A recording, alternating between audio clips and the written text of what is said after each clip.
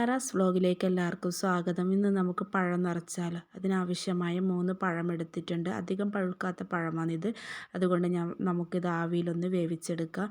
ആവിയിൽ വേവിച്ചെടുക്കണം നിർബന്ധമൊന്നുമില്ല, എന്നാലും പഴുക്കാത്തത് കൊണ്ട് ഞാനൊന്ന് ആവിയിൽ വേവിച്ചെടുക്കുന്നുണ്ട്. അപ്പോഴേക്കും നമുക്ക് ഇതിൻ്റെ മാവ് തയ്യാറാക്കാം. 1 കപ്പ് മൈദ എടുത്തിട്ടുണ്ട്. അതിലേക്ക് ആവശ്യത്തിന് വെള്ളവും ഉപ്പും മഞ്ഞൾപ്പൊടിയും ചേർത്ത് ഒന്ന് നമുക്ക് മാവ് തയ്യാറാക്കിയെടുക്കാം. അധികം ലൂസാവുകയും വേണ്ട, അധികം കട്ടിയില്ലാത്ത രീതിയിലാണ് തയ്യാറാക്കിയെടുക്കേണ്ടത്.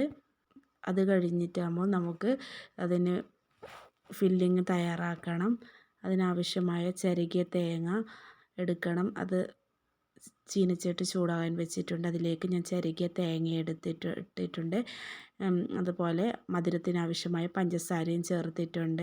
ഇതിൽ വേണമെങ്കിൽ കടലപ്പരിപ്പ്, അങ്ങനെ കപ്പലണ്ടി അതുപോലെ എല്ലാം ഇടാം. ഞാനൊന്നും ഇടുന്നില്ല. ഞാൻ വേവിച്ച് വെച്ച പരിപ്പ് ഇതിലേക്ക് ചേർത്ത് കൊടുക്കുന്നുണ്ട്. നിർബന്ധമൊന്നുമില്ല.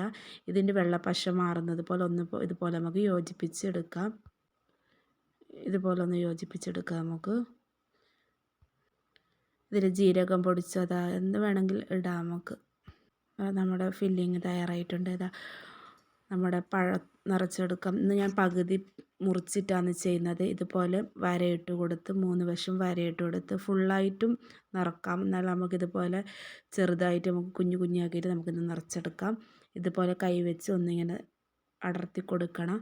അതിലേക്ക് നമ്മുടെ ഫില്ലിങ് തയ്യാറാക്കി ഇട്ട് കൊടുക്കുക. അതിലേക്ക് ബാക്കിയിലേയും അതുപോലെ ചെയ്തെടുക്കാം. നമുക്കിത് മാവിൽ മുക്കി ചൂടായ എണ്ണയിലേക്ക് നമുക്ക് ഇത് പൊരിച്ചെടുക്കാം. എണ്ണ ഞാൻ ചൂടാകാൻ വെച്ചിട്ടുണ്ട്. ഇതുപോലെ മാവ് എല്ലായിടത്തും മുക്കി ഇതുപോലെ എണ്ണയിലേക്ക് ഇട്ട് കൊടുക്കാം. ബാക്കിയുള്ളതും അതുപോലെ നമുക്ക് പൊരിച്ചെടുക്കാം. മറുവശം ഒന്ന് മറിച്ച് കൊടുക്കാം. ഇത് നമുക്ക് വേറൊരു പാത്രത്തിലേക്ക് മാറ്റാം. ഈ വീഡിയോ ഇഷ്ടപ്പെട്ടാൽ ലൈക്ക് ചെയ്യണം, സബ്സ്ക്രൈബ് ചെയ്യണം, ഷെയർ ചെയ്യണം. അടുത്ത വീഡിയോ കാണുന്നവരെ ബൈ.